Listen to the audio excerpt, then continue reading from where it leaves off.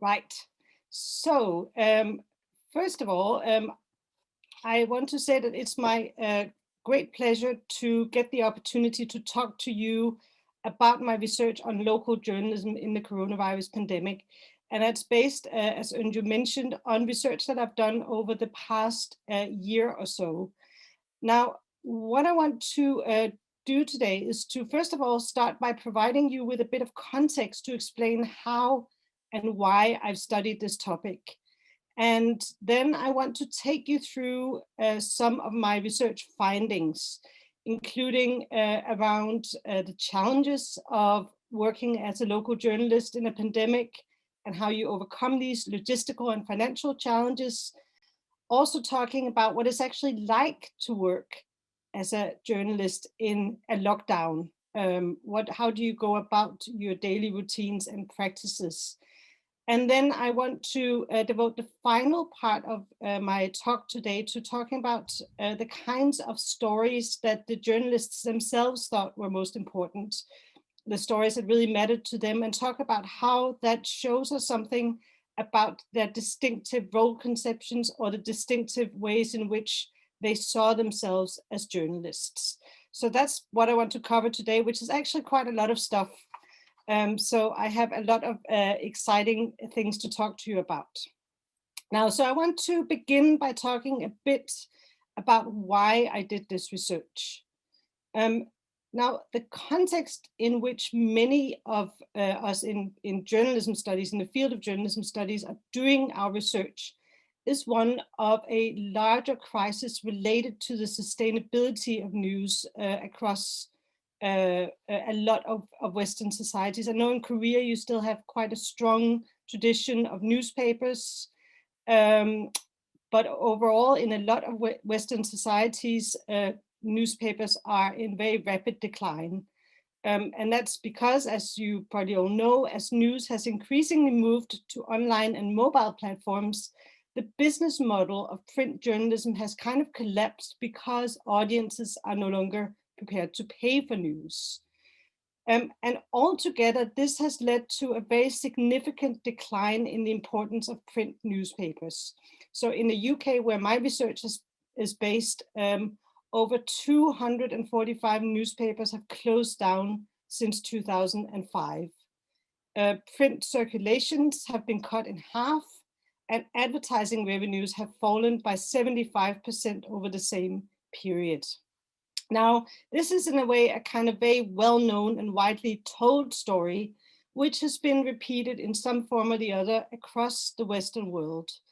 But what tends to be a little bit less widely discussed is the fact that this crisis has had particularly dramatic implications for regional and local news.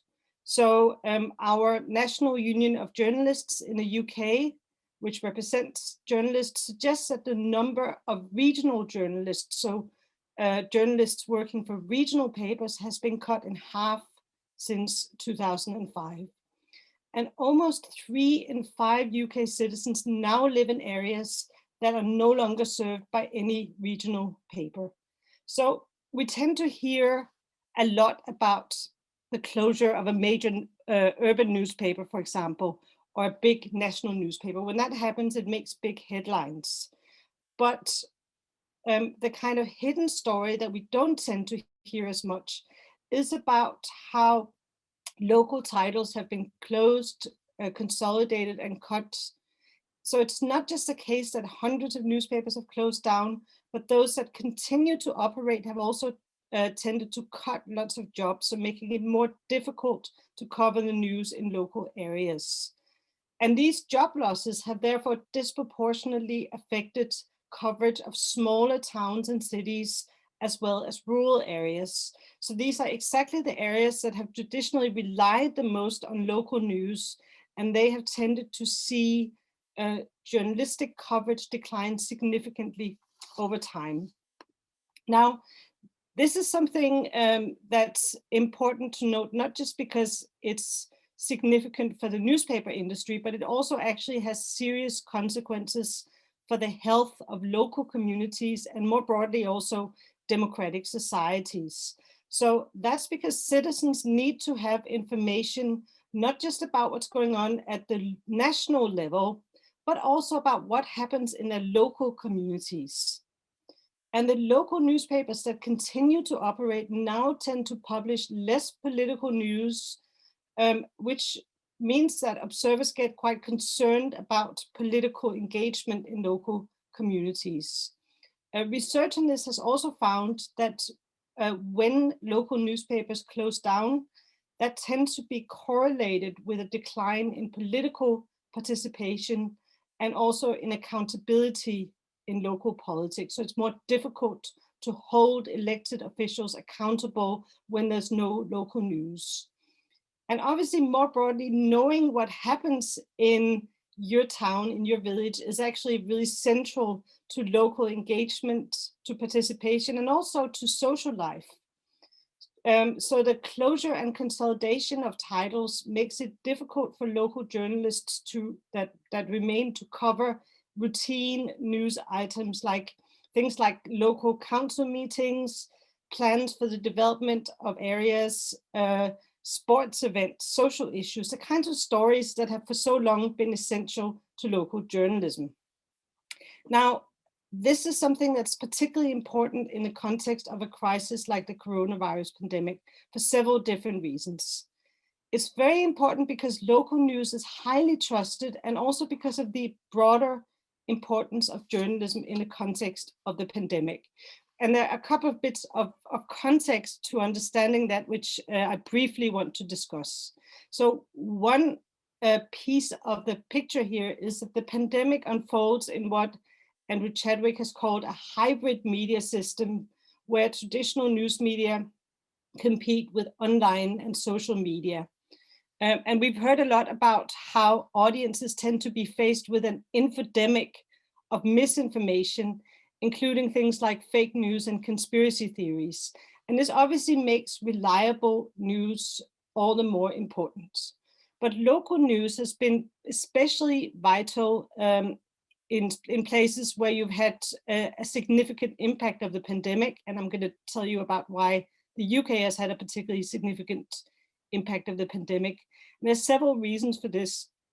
So one is that in at least in the UK, people have had to stay local. They've had to stay in their local communities due to lockdown restrictions, so they haven't been allowed to leave. I think you've had the same system in Korea as well, although for a shorter period of time. Also, the impact and the trajectory of the pandemic varies widely across different communities. So the extent to which one community is affected might be very, very different from the next town over. And that also makes it really important to know about what's going on the ground.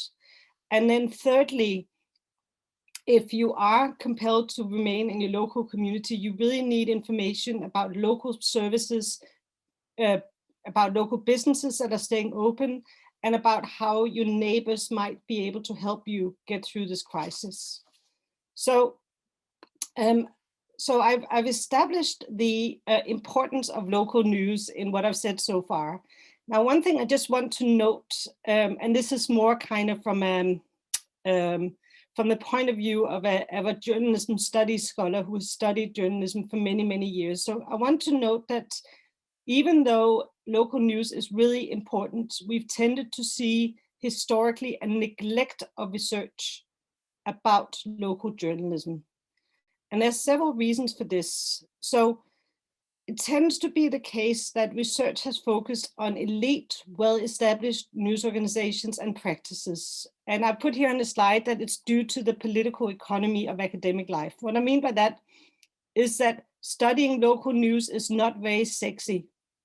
It's difficult to get grant funding to study local news. It's probably more difficult to get promoted if you study local news. Not as many people are necessarily interested in this. And actually, it's one reason why I really wanted to talk about this topic today. And it's also another reason why I'm really happy to get the top paper award from the Journalism Studies Division for a paper on this topic, because it's something which has tended to be neglected even though it's actually, in my view, extremely important.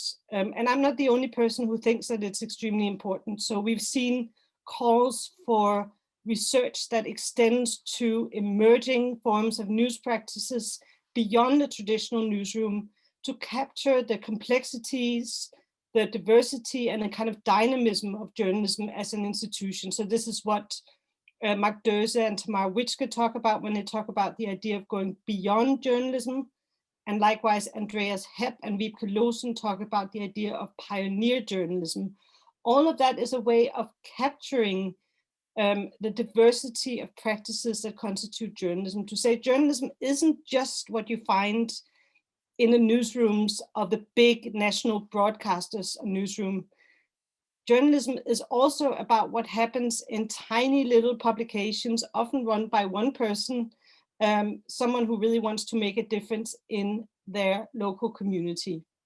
And for me, studying local journalism is important, not just because of the innovation that it entails, because that's part of the picture, but also because it sheds light on the diversity of practices that constitute journalism and how these are shaped by power relations in society and by political economy.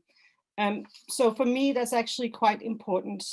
And one thing to note here is that I have decided to focus this research on an emerging type of local journalism. And that's the practice of community journalism, which you'll sometimes see referred to as hyperlocal journalism. And I'm going to explain a little bit more about what that means in case you haven't come across this expression before. But in the UK, this is very much of a growth area.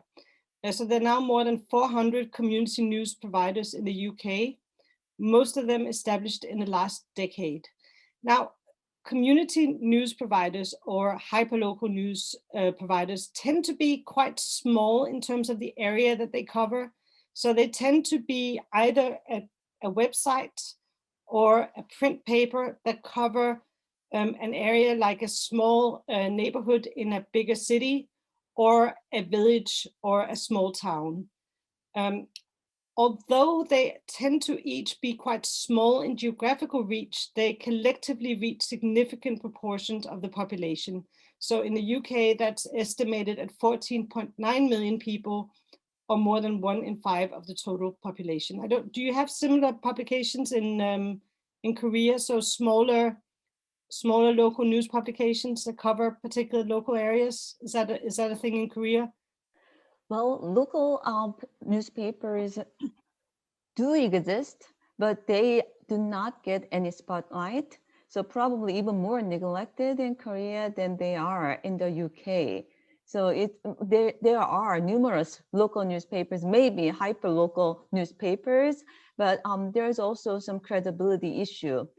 Because the journalists who are working for the local / hyperlocal community newspapers do not necessarily qualify by some traditional standards for journalists.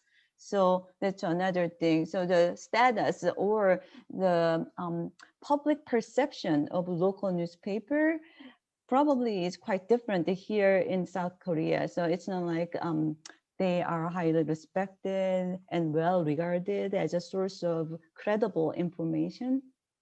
So that's something that we can talk about later in discussion, because to me, it sounds like South Korea will be a very interesting field work place for you, because I already see some differences between the UK and South Korea in terms of how local journalism is kind of positioned and regarded by the public. So that's really, really useful context, and also makes me think that if there's anybody in the audience who's interested in studying journalism, that would be a really fascinating case study. So what I should also say, and given the context that Unju just provided, is that these tend to be quite precarious outlets. So they're often run by one individual. They're extremely financially precarious. A lot of the time, this individual who runs it just about scrapes by mainly through advertising revenue. But their existence tends to be under continuous threat. So if they don't make enough money, then it's very difficult for that one person who's running it to actually pay their mortgage or buy food for their families and so on. So they tend to be very small operations and very precarious. In the paper that I wrote for ICA, which was more broadly about precarity and financial uncertainty in the sector, one of the more extreme examples that I gave was one of a guy who runs this very slick, very well-designed website, which does investigative journalism about one particular area in a big city in the UK. And he's really interested in investigating the corruption in the local council. He works with whistleblowers and people who give him tip-offs about local corruption. And then he publishes these stories which are making a real impact in terms of how the local community is being governed. So he's really holding the local council accountable. But this guy became so obsessed with his site, with his investigative journalism site, that he lost his very well-paid job as a website developer for a major design company. And so as a result of that, he became homeless. And when he was given the choice of moving away from this community to get a job elsewhere and just staying there, he actually decided that he would rather continue working on his local site and live in a tent in a local park.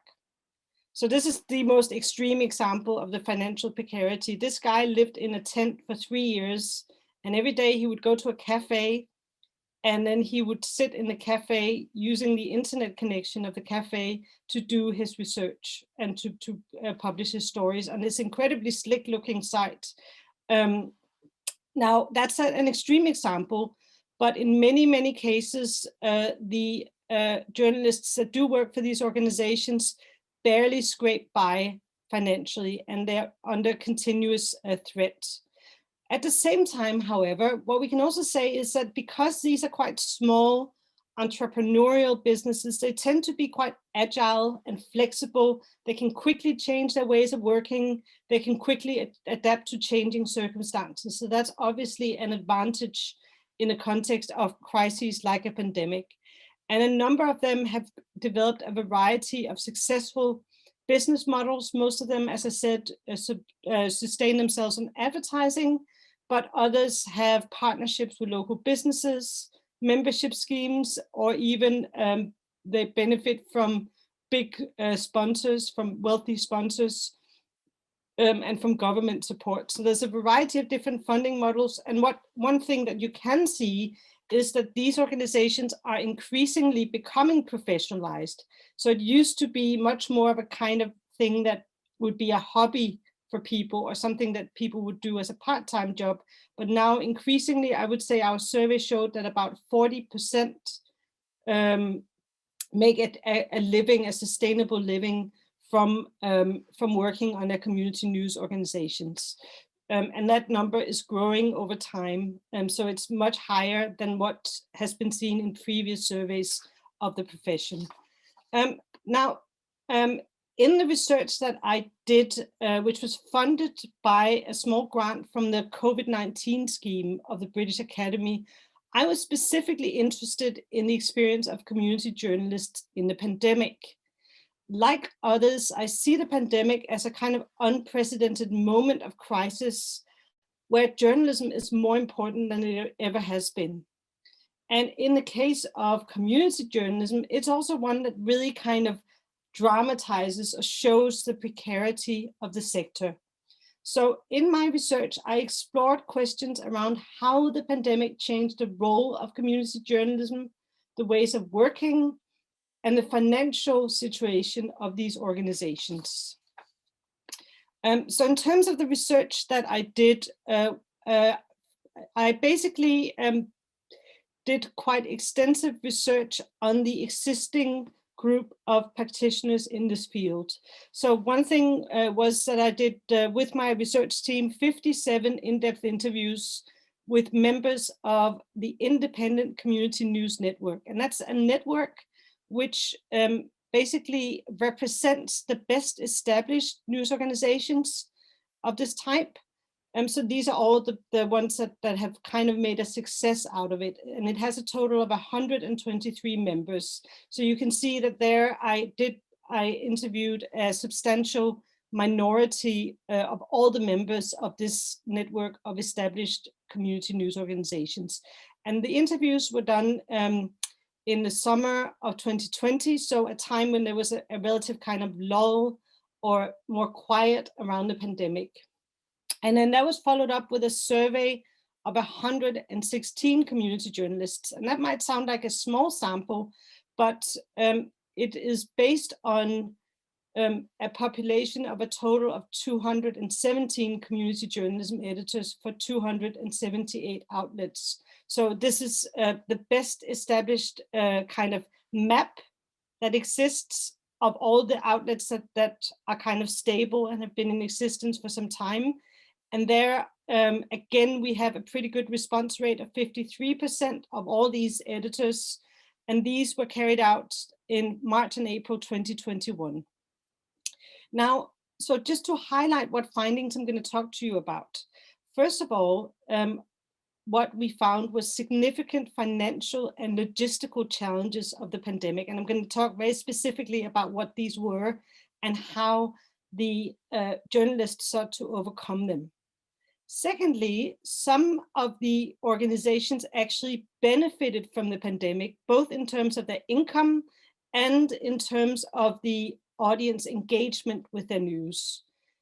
We also saw changing practices associated with adapting to the pandemic, and we saw some distinctive news values and role conceptions emerging from how the journalists talked about the most important stories. So that's what I want to cover in terms of talking about my findings. But before discussing my findings in more detail, I wanted to provide a bit more information about the kind of evolution of the pandemic in the United Kingdom, particularly because it's been so different from what it's looked like in South Korea. So the impact of the pandemic has been extremely severe in terms of cases, deaths, and economic consequences. Since March 2020, most of us who live in the UK have lived with extremely severe restrictions to our everyday lives. So the first lockdown started on March the 23rd, and everyone was ordered to stay at home. People were only allowed to leave home for shopping, medical reasons, or for exercise, and all shops or all schools, non-essential shops, and hospitality like restaurants, cafes, and so on closed down. Then we had a succession of further lockdowns up until more or less yesterday, which have basically meant that for at least 8 months out of the last 14, we've been asked to stay at home most of the time. And for the remainder of the time, we've had some very significant restrictions on what we could actually do. So yesterday was the first day that restaurants opened up for inside dining since December 2020. And yesterday was also the first day that people were allowed to hug each other, but this was only true in some of the nation. So you might not know this, but one thing to note here is that in the UK, I don't know how many do you recognize anyone on this slide? Yep, the third one. Yeah. Yes, so everyone will recognize the third image. Yes.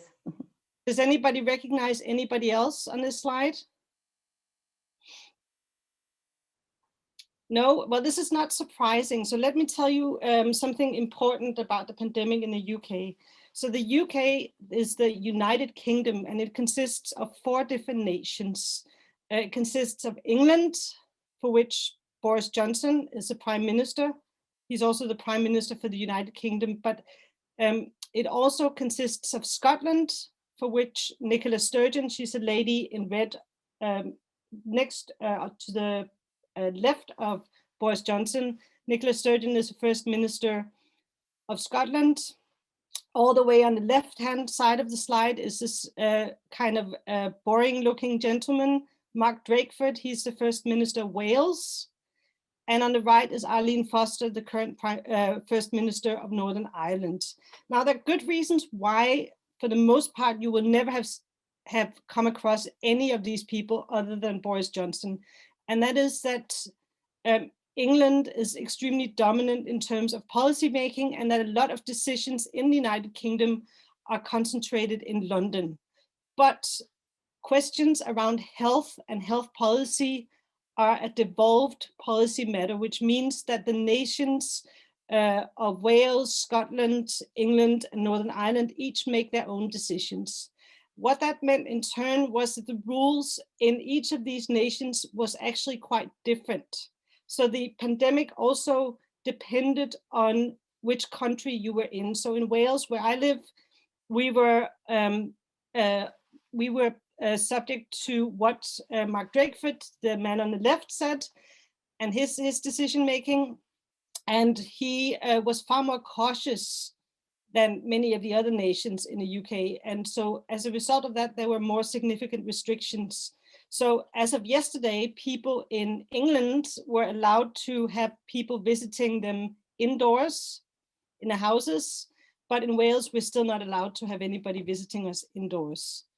Now, so some restrictions remain in place. I think it's also fair to say that we've had a very significant impact in terms of cases and deaths, in part due to a poor management on the part of Boris Johnson, and in part due to things like a very poor track and trace system. So we've had 4.4 million cases and more than 150,000 deaths. And I think that, I mean, just to give you a bit of a sense of what it's been like here, I think that there isn't a single person who hasn't personally been touched by this pandemic. There probably isn't a single person in the UK who hasn't had someone in a very close family being ill with coronavirus and who doesn't know anybody who died. So in my case, the majority of my closest family, although not myself, have been ill with coronavirus. And my two best friends lost their fathers, and my son's friends, two of his friends, lost their mothers in the pandemic. So it has been extremely severe. And as a result of that, the people and the communities that the journalists report on have been living through this period of exceptional individual and collective trauma. So that's a broader context. And I think you will have seen some of this in Korea as well, because you took early, and there was early and decisive action, and also quite stringent lockdowns initially. And everything was then very well managed at your end, not so much here in the UK.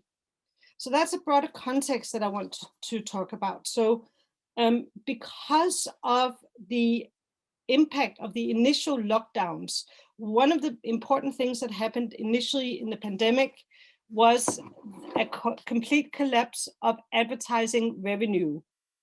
And that was because everything closed down. So if you're a local newspaper, you will rely on advertising from things like cafes, leisure centers, local theme parks, advertising for local sports events, but all of that completely collapsed during the first lockdown. And a particular subsection of the news organizations that I looked at were particularly strongly affected by this. And these were the outlets that produce a print edition. So among the news organizations that I studied, all of them have websites where they put news, but 40.2% of them produce a print edition. One reason why they were particularly affected was that printers closed down. So the printers that would usually print the newspapers were no longer open. another reason why they were affected was that it's usually advertising which funds the print runs. And when the advertising collapsed, so did the money that would usually pay for getting the copies printed. Those that continued publishing and publishing print editions had great difficulties distributing the papers due to the closure of shops, cafes, and council sites for distributing copies. In one particularly heartbreaking case, and that was a case of a paper called the West Leeds Dispatch, which had so far existed online only. That paper, the editor had spent months working to set up the first ever print edition of the paper. And it was set to come out at the beginning of April. And John Barron had basically trained people in the local community to go out there and report, sort of like citizen journalists. So all these different community members had put out stories. They put together this whole paper, and then they had to completely scrap the plans. They had to completely throw that out because the printer closed down and they lost their local advertising. He said, I was absolutely devastated. It had taken so much time and work to kind of get it there. So COVID scuppered that all the way. Now, subsequently, it should be said that John Barron, the editor of the West Leeds Dispatch, received a €5,000 grant from the European Journalism Fund, which has supported a lot of these news organizations during the pandemic. And that helped him to get the print edition back on track. So he was able to finally put it out in July 2020. So that's a little bit of a good news story. But those that continued printing had to come up with creative solutions for how to distribute the paper. So one guy, very enterprising guy called Phil Creighton, he puts out a paper called the Wokingham paper. And he basically thought, okay, what are the kinds of things that are still working in society at the moment in this lockdown? How can I get the paper out through things that are still working?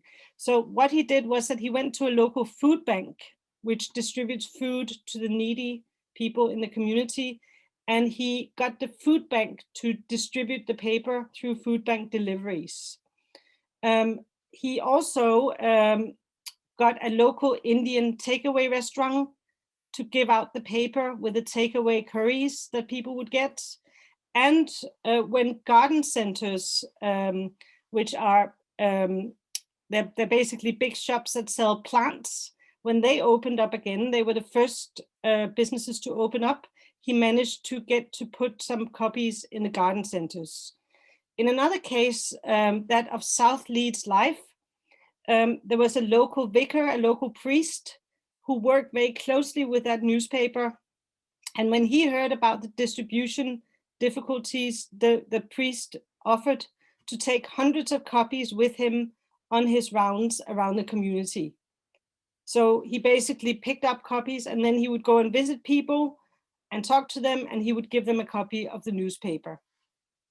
Now, Alan McIntosh, who's the editor of the Broughton Spurtle, which is a paper that covers an area in Edinburgh in Scotland, he had problems getting his paper printed because the printer closed down. But his team came up with a very creative solution. They printed A4 copies of the paper off on their home printers.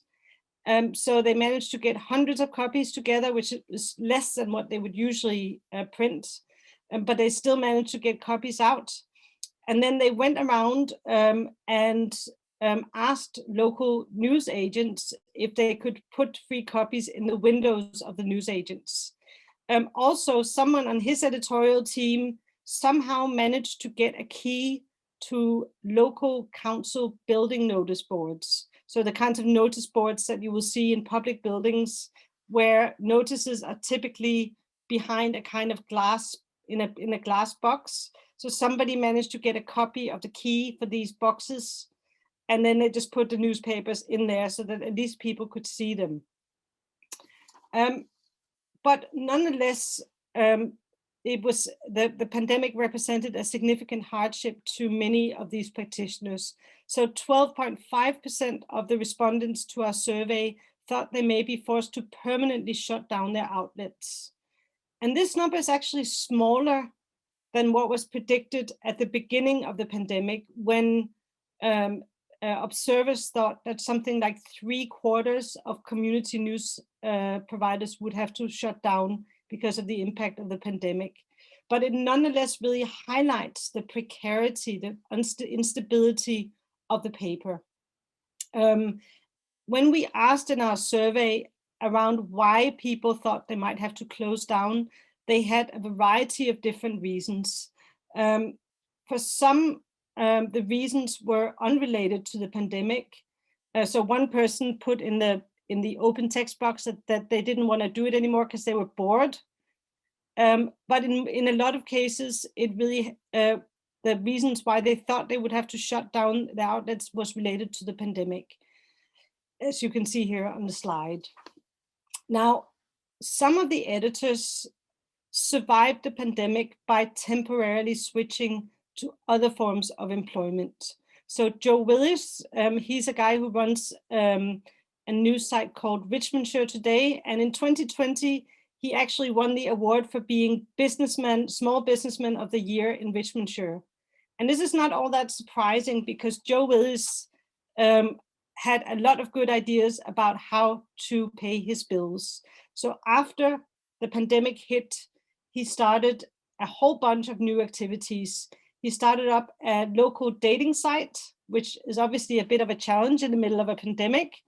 He started out a county-wide news site, so covering a bigger area than his original site. And he also started doing deliveries for a local gin distillery, because a lot of people wanted to get home deliveries of alcohol to get them through the pandemic.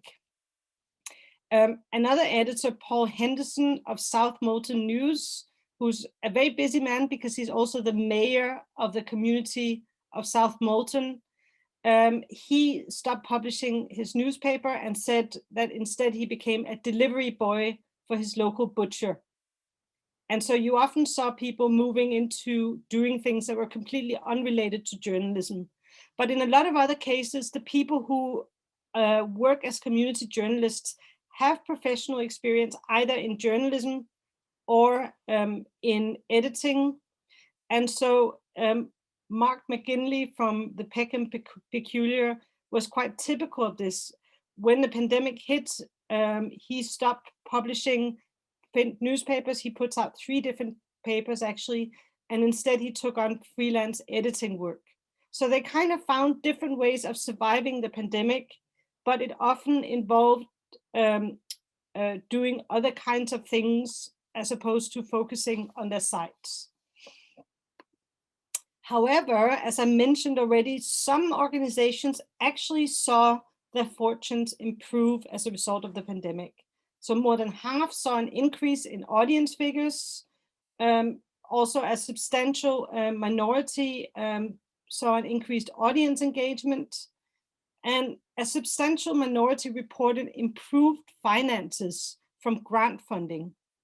And this is important to note because when the pandemic hit, a lot of funders, ranging from things like local councils to Google and Facebook put in money, and the European Journalism Foundation, a lot of different bodies stepped in to say this type of news is actually extremely important, and it's also very much at risk as a result.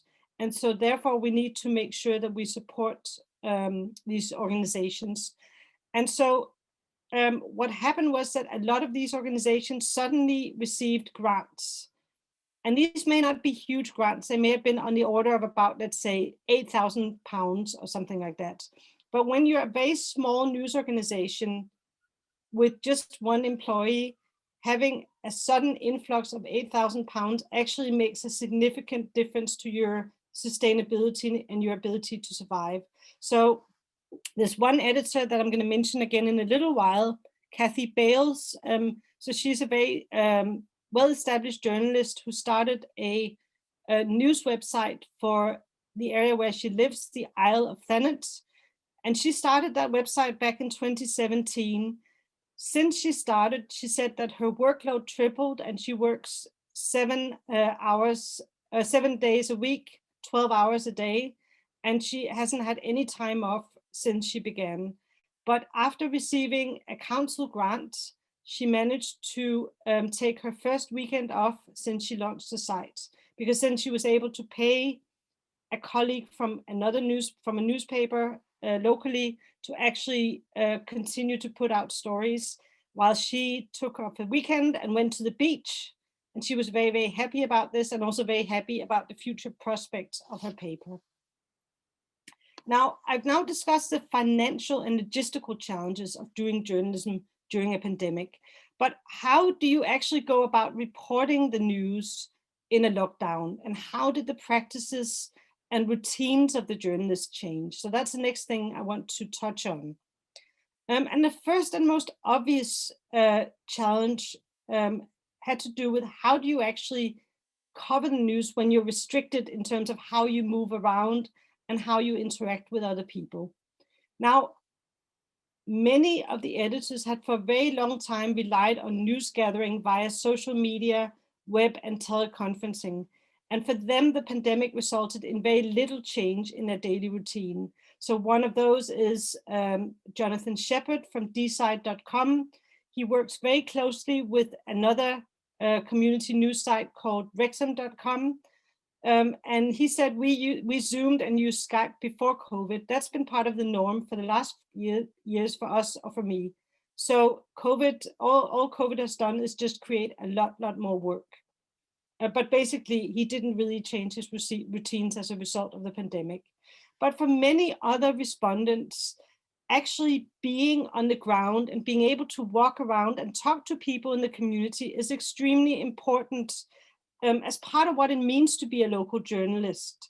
So it's as if the spaces of the local community are in themselves imbued with an important cultural meaning. So Alan McIntosh from the Broughton Spurtle, whom I mentioned before, was very sad that he had to leave his local area during the pandemic to care for his elderly parents, because what he really enjoyed about being a community journalist was being able to walk around his neighborhood and document things that are happening. And in particular, he was someone who's very interested in local history. So he liked walking around in the city, and he sort of imagines, as he's walking around, all the different layers of the city representing different historical periods.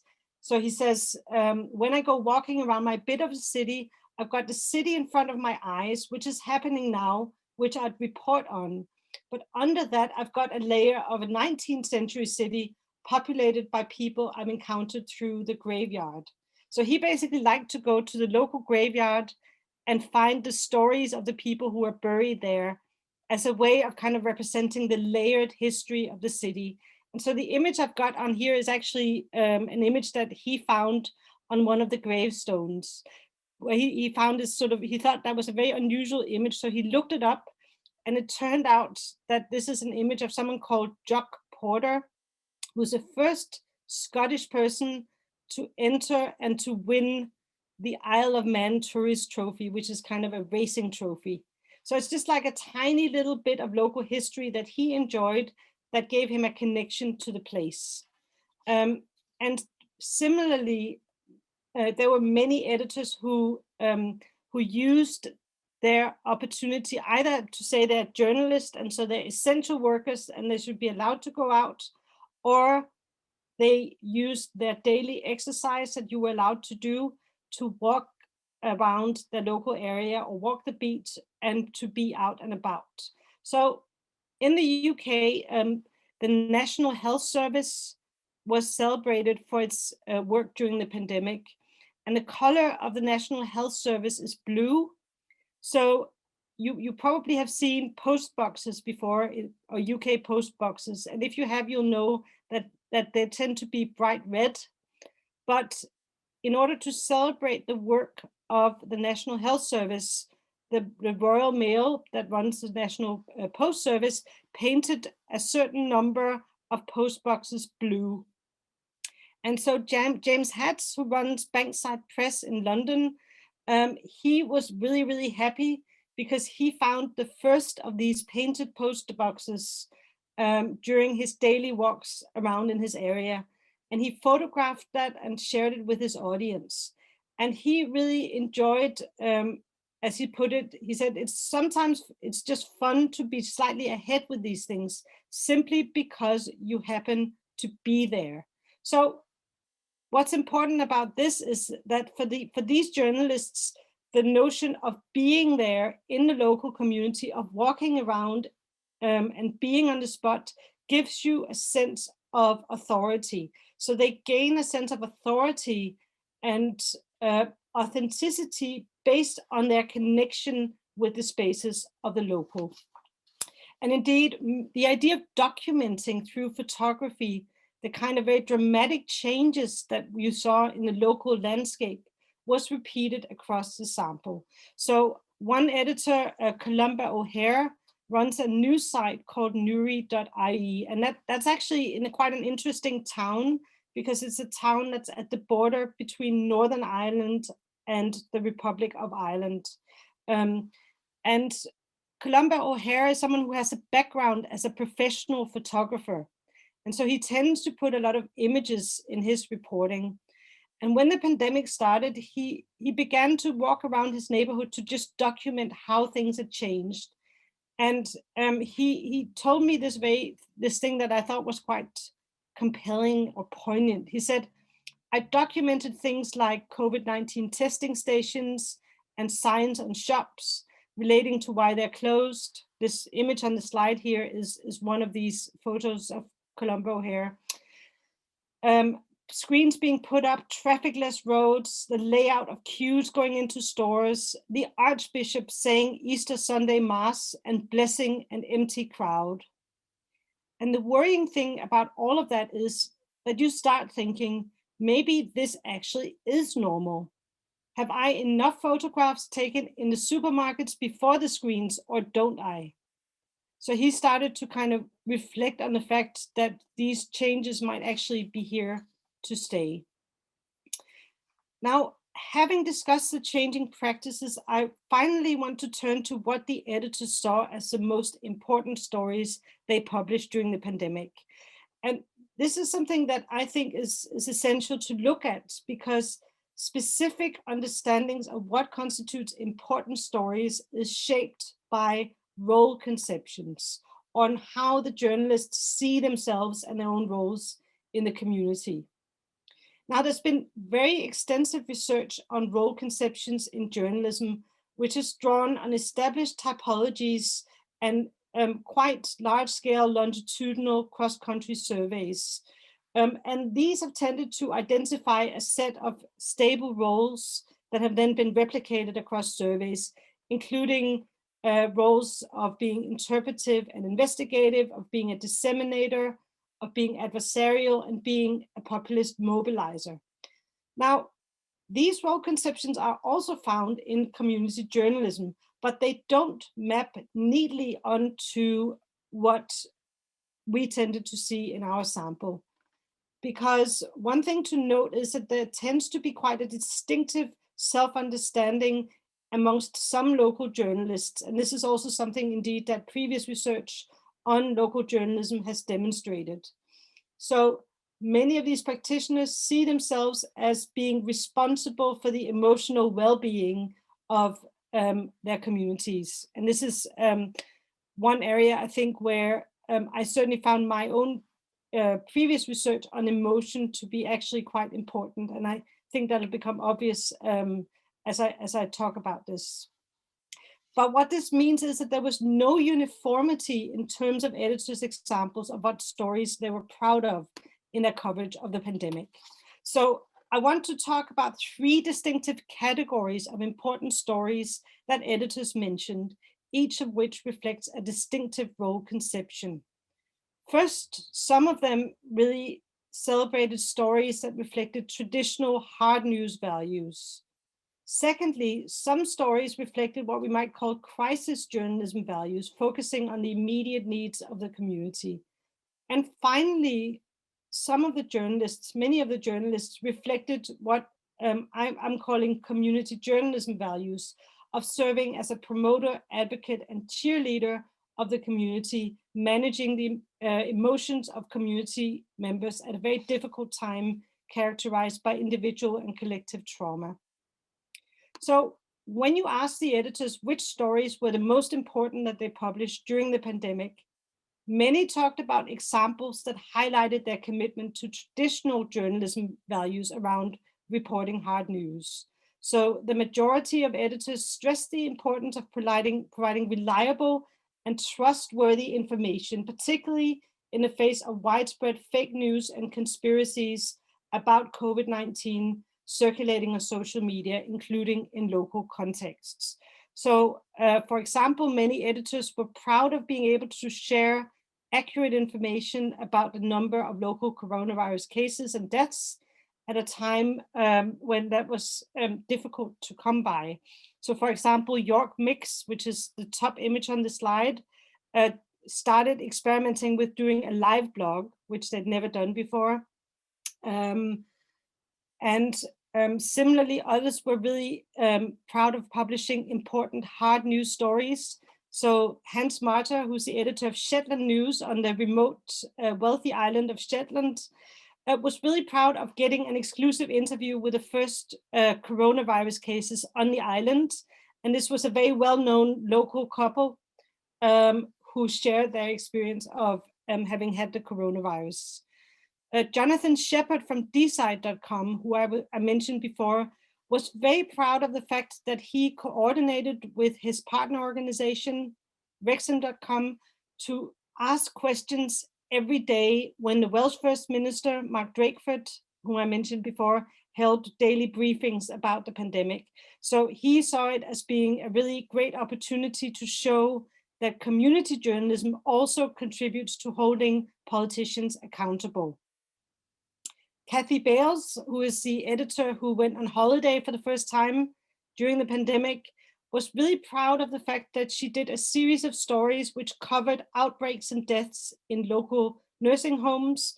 The local council tried to stop her from publishing these stories and threatened her with legal action, but she proceeded nonetheless because she knew that the information was accurate and important to get out there. Now, secondly, a substantial number of editors mentioned that they changed their reporting practices to respond to the pandemic. And one interviewee who put it particularly dramatically was James Cracknell from the Enfield Dispatch and Waltham Forest Echo. And I should say, because you can't see this from the quote on the slide, that he actually his voice cracked up. He became quite emotional and kind of tearful when he talked about this. And he said, I was born in 1988, and the pandemic is the biggest story that's ever happened in my lifetime. So to be reporting on it at the local level means that at the very beginning, I realized that my job was to literally give our readers information that could save their lives. I was like, bloody hell, that's quite a responsibility. You had people literally stuck in their homes, people who were literally unable to open their front doors. Overnight, you had thousands of people in the community who needed help. So I saw the job of us as a local newspaper to give them the information they needed so that they could get the help they needed. So the front pages that we did right at the beginning were unlike any journalism I've done before. Literally every bit of story we were writing in the beginning was, how can I give people the information they need that could save their lives? And he gave different examples, including using the news site to give details of a local mutual aid group, a phone advice line for the elderly, and a home delivery service. So in that kind of instance, it becomes community journalism becomes a kind of lifesaver. And then a final and incredibly common type of story mentioned as the most important one was a type of story that was about nice things that people did in the community. And that's what I refer to as stories highlighting community journalism values. These suggested that editors saw themselves as local advocates and promoters first and foremost, trying to kind of cheer up the community at a difficult time. So one female editor in England, this is someone who didn't want to be named, talked about how the story that she really remembered was one around how people in her community organized across social media in the middle of the lockdown, that they would play a certain playlist at a certain time. And everyone played these tracks across this village. And they all went out into the street and they all did social distance dancing. I got a hold of the video and it was our main story, just something a bit uplifting, even though it was a really gloomy time. And you get many other examples of that kind of thing, highlighting positive things in the community, ranging from children sending drawings to people in care homes. So the image on the slide is children who made drawings of the rainbow representing the National Health Service and sent those to people in care homes, to someone repairing bikes for free, to local people making personal protective equipment. So this was all about managing the emotions of the local community. So one example of that is that of Richard Gerner, who's the editor of the Caerphilly Observer, which is very close to Cardiff, where I live actually. And Caerphilly is a community that's had persistently high rates of infection. And so as a result of that, in September 2020, when things were relatively quiet in terms of the pandemic, the town of Caerphilly was ordered to have a local lockdown because of an increase in the number of cases. And it was the first community in Wales that was ordered to have such a local lockdown. So it was the only place in the whole of the country where people suddenly had to live by new restrictions. And so Richard Gerner wrote an editorial which included information about the new rules. And he said in that editorial, we must all play our part in lifting the doom, trying to kind of call a positive community spirit into being. So just to conclude, I think I'm coming up on the hour that has been very generously allocated to me. And I should say, actually, this is the most detailed talk that I've given so far about this research. And so I'm very happy to have had all this time. And I also want to thank you all for being with me very late in the day. So I'm really grateful to have an audience at this exceptional time. And when you could have all been relaxing and taking off some well-deserved time after a long, hard day at work. But what I've suggested is that for me, the pandemic represents a moment of crisis, which has really highlighted the importance of local journalism.